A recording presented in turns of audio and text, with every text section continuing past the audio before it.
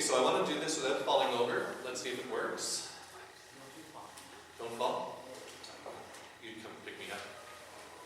Okay, I'm not throwing it at you, Russell. I'm just throwing it over.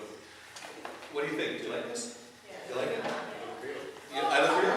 It looks real? Somebody's ever You said I look real. Yeah, but you like it? Long sleeve clerical shirt?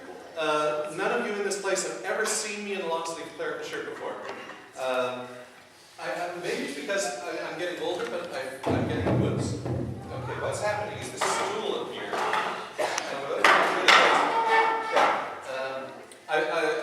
I'm getting older, so I think I'm getting colder. And so I've always had short sleeve shirts, but I decided I'm going to buy a long sleeve clerical shirt.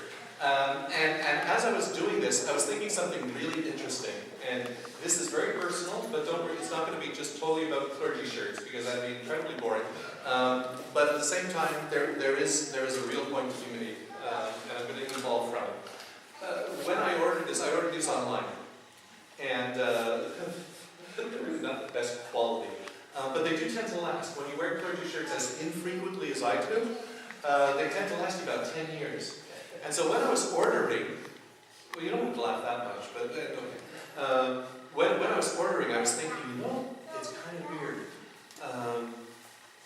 I ordered 3, and they're probably the last clerical shirts I'll ever buy. Because at my age, they last 10 years.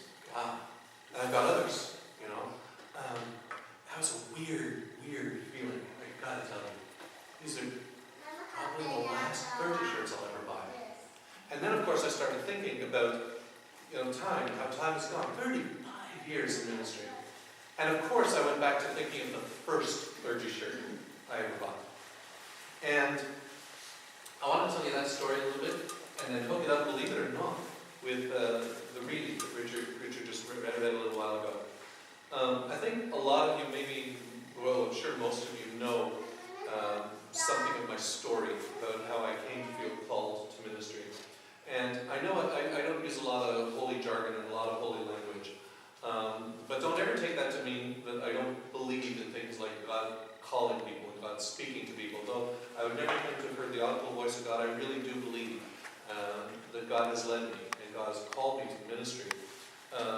For those of you who may not know the story, the very brief version of it is, when I was 8 years old, there was a Lenten party at the church that I grew up in, St. Columbus in NDG.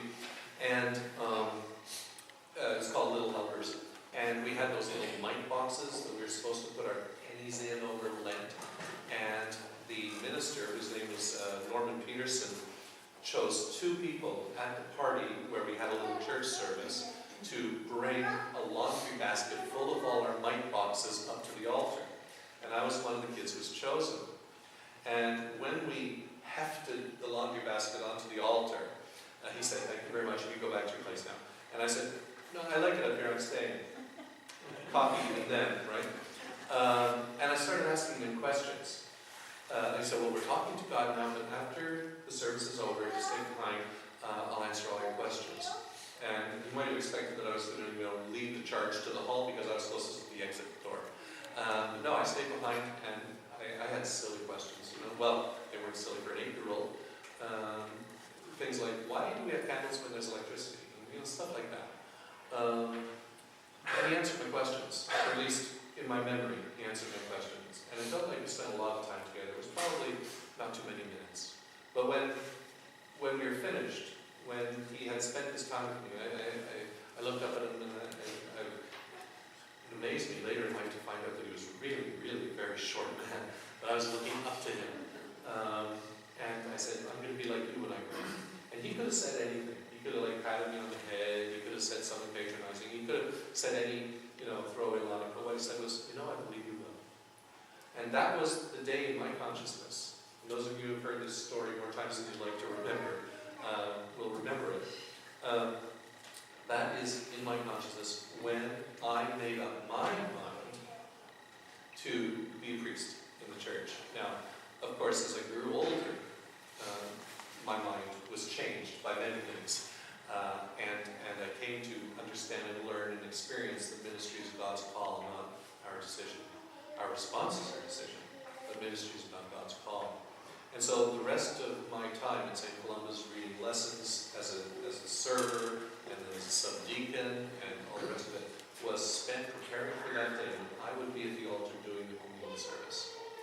could see myself, I could project myself into that role. And so after high school, Seja University, came the day, June 10th, 1979, when I was to show up at the cathedral with my colleagues, four others, and we were going to be ordained to the diaconate.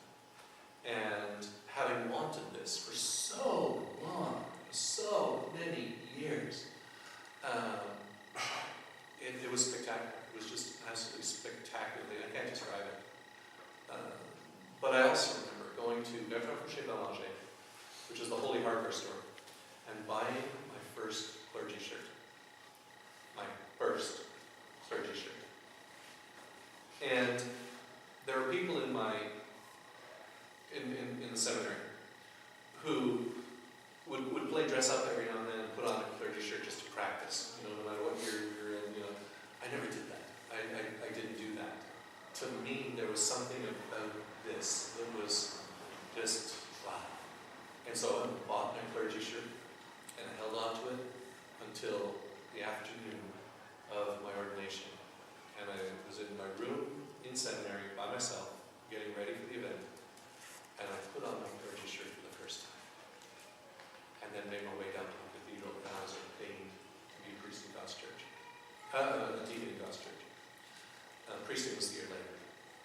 And so as I bought these last ones, or maybe not, but they could possibly be, I was thinking of the first ones and 35 years in between, and what it's been, and what it's about, and what it's for. And interestingly, the reading in the church that Sunday, funny that I should just be buying these shirts now, was the reading that Richard read.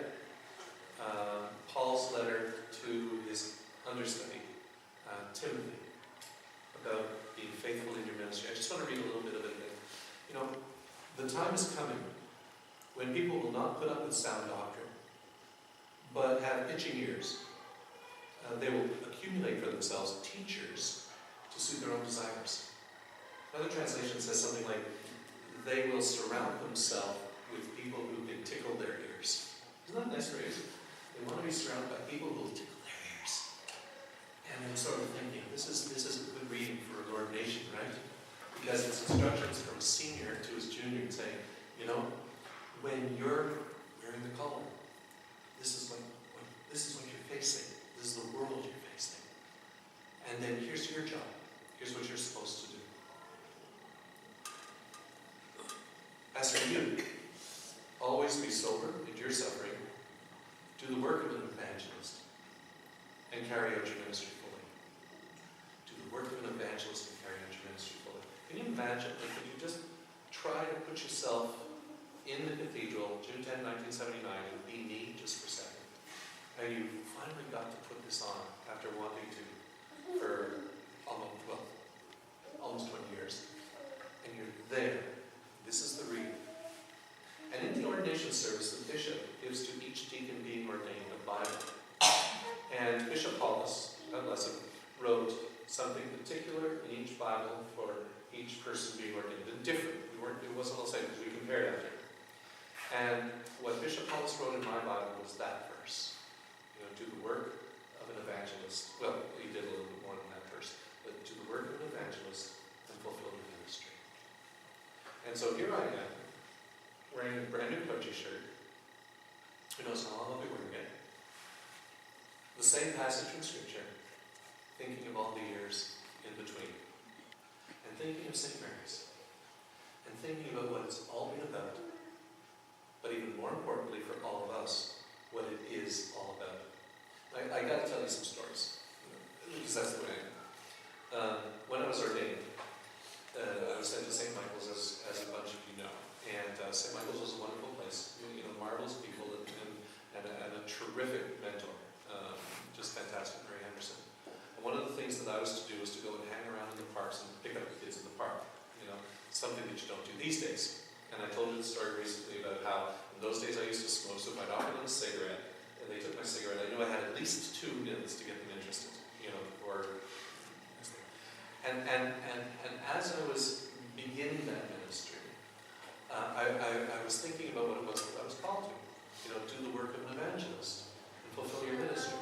So the work of an evangelist, what is it? Now I know we have heard enough about televangelists. That's too bad, because sometimes a bad example can really turn you off with a good example when you see it. Sometimes you don't even notice it. An evangelist, the Greek word is Evangelism. It's about good news. And an evangelist is a good newser. A herald, if you will. The town crier, hear ye, hear ye. An evangelist is to, metaphorically or literally, stand in the town square and shout the good news.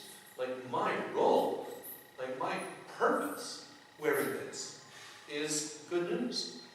And what's the good news? God loves you. No matter if your parents hate you, and parents hate kids sometimes, no matter if your husband's beating you, because husbands do that sometimes, no matter if your wife is putting you down all the time because you're just not what you wanted, because wives do that sometimes, and it doesn't matter. Well, your kids might get arrested for doing something they shouldn't, because kids do that sometimes. But no matter what, there's good news. The good news is God loves you. Whether you're well, whether you're sick, whether you're rich, whether you're poor, whether you're, I mixed up my images, but allow me. It's all in there. No matter what, God loves you. And He's there, and He's on your side, and He's your advocate. He's right alongside next to you, getting you through everything in life if you allow Him to. There's good news there. There's good news there. And my job, for which I get paid, not a huge salary, but I still get paid to do this, is basically good news. It's good news. That's what it's all about. That's what it exists for. I'll leave out the structural stuff for another sermon. And Bishop Paulus told me that when he wrote that in that Bible. He says, Lorne, you're supposed to be an evangelist. Your job is to be a good newser. So fulfill your ministry. And I have a funny feeling, we never had this conversation, but I have a funny feeling what Reg Hollis was also getting at in there, somehow subtly, in a Regish way, was don't get sidetracked. Don't allow yourself to get sidetracked. Don't allow yourself to get hung up on the processes, or the committees, or the bureaucracy, or the structure, or the nonsense and the garbage that comes at you. Fulfill your ministry. Do the work of an evangelist. And so I look back and evaluate. And the purpose in this next section of the sermon is so that we can sort of turn our attention to this in our context. And I do it with some memories. A study of contrasts. I believe that God sent Jesus, the Father sent Jesus into the world because the world needed it. Not because He didn't have anything better to do. But we needed it. We needed it desperately. We needed Jesus desperately. I believe that Christianity is the best, greatest hope for humanity. And if you want to sort of have coffee or beer or whatever, we can talk about Christianity and other religions and other philosophies. Is there any good in anything else? Of course there is. But I believe that Christianity is the best, greatest hope for humanity. And I'd love to discuss that time and time again. I was afraid I was out of time already, but I shouldn't. And I've seen that in ministry.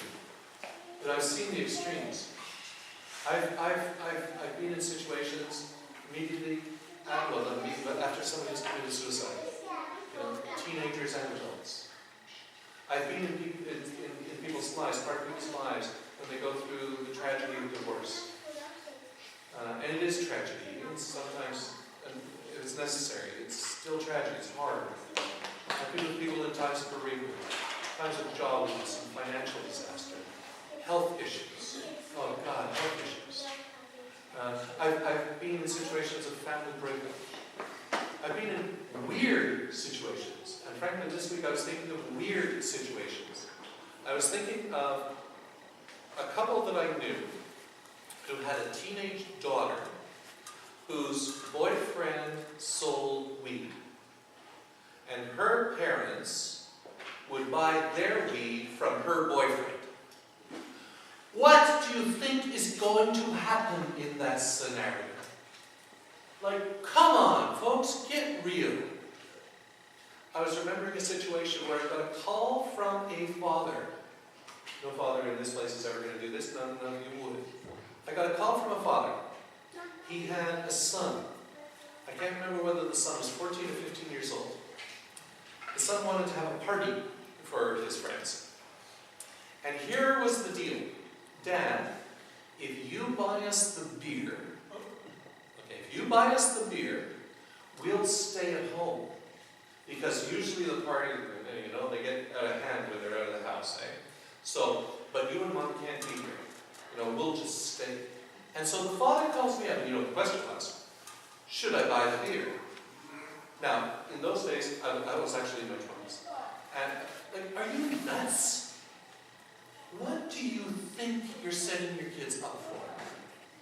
I have never in my life met a parent who acknowledged that they were setting up their kids to screw up royally.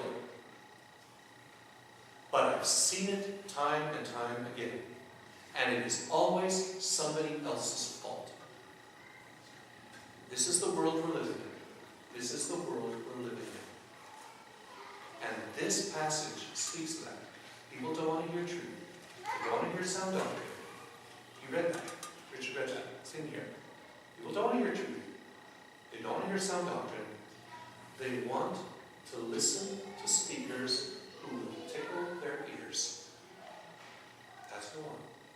Don't tell me what I need to know. Tell me what I want to hear. My experience of ministry is in part, that is the reality of the world we're living in. And if you don't agree, if you don't believe me, I don't know what else to say. I don't know what else to say. But I have seen that over 35 years in ministry. And I have seen a reluctance of people to hear and buy into truth. And I use teenagers as an example. I could use adults as an example too. Adults do stupid things too. And justify and excuse away their behavior on some higher whatever. That's the reality of humanity. That's the reality of our human condition. And this reading says, acknowledge, Timothy, the reality, and speak into it. It doesn't say condemn people. It doesn't say anything about judging people or putting them down or anything like that. What it says is do the word of an evangelist. Into that context, speak good news. That's my job. And that's your job too. In your lives. It's an interesting thing about doing evangelism. You could use evangelism as a noun or as a verb. I like it as a verb. Doing evangelism. That it's an active thing. It's not just words that people can give an intellectual assent to. Doing evangelism is basically bringing the light of God's love into existence in the way you live your life. In such a way that you can speak to people about the hope that you have and why you have that hope there, and why that hope has changed your life, why that hope has transformed your life. If you call yourself a Christian and you don't have that hope, and you don't have that life transformation, we got to talk. Because there's something big that's not there where it should be. But obviously for Timothy, Paul was sure that it was there. So he's saying, speak into the context. Speak into the context. And let people know what there is. So that's my job. That's what I bought the funny clothes for. And it's also our job as a church. And the other thing that I want to say before we begin to sum up. In 35 years, there's a lot of change in the church. There was a time when we were introducing all sorts of new music. There's still some churches that think the first 9 years of life are new music. They're not. They're almost as old as I am. But that was good. There was a time when the church realized that we need more than Elizabethan language in our liturgy. We have to be contextual and contemporary, meaning new liturgies. And that's good. And there have been times in the course of the past 35 years that have been ordained where the church has come awake to the recognition that women what a funny word to use, should have a central place in worship at the altar. And so we started ordaining women as priests. Kind of feels funny now that there was a time when we didn't. And we've become aware of the need to practice social justice, and that should be at the core of our Christian experience as a Christian community, not just on the periphery for those interested in those sort of things. And that's good. I've seen all sorts of changes. But I've also seen a world falling apart. When I was ordained, terrorism wasn't a word that we used. There's lots of things that we didn't see, didn't do, and the world has changed. There's a lot of darkness. I don't know if it's darker than it was or if there's more than there was. I don't know. But I know there's a lot of darkness. There's a lot of people hurting. But I also know that there is a spiritual hunger. And I also know that very rarely do people come to church to feed their spiritual hunger. They don't believe that's what we do. What they believe we do is maintain, I don't know, a chaplaincy to a few remaining people who believe in a British tribal deity or something. They don't know that Christianity is about life and about transformation. And one of the reasons why is because we don't get around to telling our stories as often and as well as we should. That's one reason. And the other reason is because people now are in a different place than they were certainly when I was growing up in the church. And people went to church because that's what people did. And one of the struggles that I've had over the past 45 years, with a lot of joys and a lot of as well, is to try to do Christianity in a way that is contextual without compromising the message. And so where I wanted to go for the last part of this sermon is, so for St. Mary's now, how do we contextualize the gospel for our time without compromising the message? And so I'm going to give a couple of clues and then one specific thing. In order to contextualize the gospel without compromising, I'm not going to say without compromising again. In order to contextualize the gospel, you've got to understand what people's needs are. What are people's needs? And I'm not just talking about, my tummy's grumbly, this is a lunch sort of thing. What are people's real needs? Where do people feel scared? Where are people desperate? Where are they alone? Where are they hurting? Because Jesus always spoke into people's needs. Whether it was the woman at the well, whether it was the wedding in Cana, or the 10 lepers that we heard about last week. Jesus always spoke the good news into life in regard to people's real needs. And that's my job and that's your job. To get to know what people's needs are and then to speak the good news into those needs. We also, I'm firmly convinced, and there's all sorts of evidence of this, we're living in a time when people are spiritually starving and looking to get that need filled in all sorts of sometimes weird and wonderful places, sometimes fantastic places, sometimes weird and wonderful places. And you know what? We have a pretty good product. When you try Christianity, when you actually pray, take time to learn to pray and spend some time doing it regularly, it'll change your life. It'll lower your blood pressure. It'll improve your relationships, believe it or not. It actually will. Because when you pray and you come in contact with God, God's godness affects your you-ness. And that makes things better. It just follows. When you take Bible study seriously, you learn this stuff, and you see yourself in it, and you see yourself called to be by it. It'll change your life. Change how you spend your money. It'll change how you spend your time. It'll change how you live your relationships. And when that transforms, you're not going to believe this. Maybe you will. People will start asking you questions about, how come you've been different lately? Or whatever. And our job, my job, your job, is to live that into existence in the world that we're a part of. That's what it is. That's what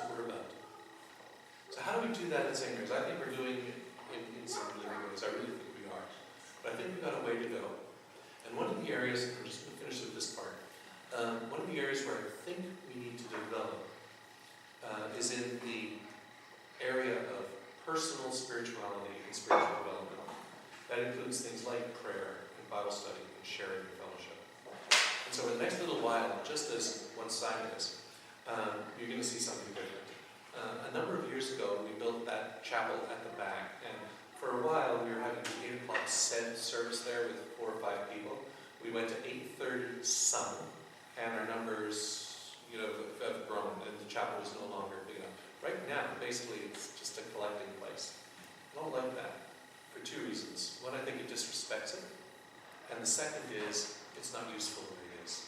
So the next little while, you're going to see the chapel moved from there back up to the front where it was originally. The altar will be there, and the dais will be there, and we're going to turn it into a worship, prayer, and meditation center at St. Mary's. And something that, just as a little aside, a lot of years ago, the diocese closed down the sort of storage space that it was using, that it was renting. And I picked up a bunch of stained glass that other churches that were closed that were stored there. And one of the stained glass windows is about 18 inches to 2 feet wide, about 4.5 feet high, and it's a Mary and Jesus. Now we're going to install that stained glass window in a light box, and we're going to put it there too. And we're going to turn that place into a quiet place where if you need, or if you want, or if you feel led, you can just come in and spend some time. Just spend some time with God, or spend some time with a friend. Minister, or being ministered to, or just spending some time with God. There's something else you're going to do too. If you have a Catholic background, this will be more familiar perhaps than a Protestant background. But one of the traditions in the church has to do with candles. And if you go into most Catholic churches, probably all, you'll see banks of votive lights where people come in and they light a candle and say prayer. There's things that we do and we just take for granted. Because that's what we do. It's the way we do things, we stop thinking about it. There's a very, very good principle there. And the principle is this. You light a candle and you say your prayer for whatever the prayer is. When you leave, the candle is still lit. You go about your business, but the prayer that you prayed goes on. Did you know that when you pray a prayer, it never ends? How can it? When you pray a prayer, you're praying to a God who is eternal. Your prayer is with an eternal God. He doesn't forget. He doesn't fall asleep. He doesn't. Your prayer is eternal. And to light a candle, that flame symbolizes that. So no matter what you do, no matter what happens in your life, the prayer that you have prayed is always with God, always in His memory, always in His heart. And He is always caring for your needs. And I think having something that reminds us of that is a good thing. It's not idolatry, or it's not just fanciness for the sake of fanciness. If it reminds us that our God is an eternal God, and that the Spirit of God, symbolized by the flame, is an eternal Spirit that is with us, that goes before us and after us and all the rest of it, that's a very good thing. But folks, if the good news is to be the good news, it's got to be in us, and we've got to live it in our lives, and we've got to live it in our church. So, my encouragement is to do an inventory. I used a personal book, clergy shirts and ordination, and a passage from Scripture that coincidentally happens to be the one that was read by Richard on the day where I'm wearing a brand new clergy shirt. That's very significant for me, but I'd like to ask all of you to look at those spiritual benchmarks in your life, the times when God felt particularly close, what times when you really felt that God was there for you so much. And say, God, I need those times. I need them again and again and again. God, I know a lot of people that need them. Use me to do the work of an evangelist or to fulfill my ministry. Because it's not just for the guys who wear the funny shirts. Now let's pray. God, we thank you for this time. We thank you for your call. We thank you for the example of people who have led us towards you. And we thank you for this church, that despite the struggles and the difficulties that we have, that you're here with us, calling us, equipping us, and sending us into your world. Thank you for our fellowship together. We offer you ourselves, we offer you this church. Open our hearts to receive your love, to feel your warmth, to celebrate the life that you give. And Lord, send us out into your world with a message of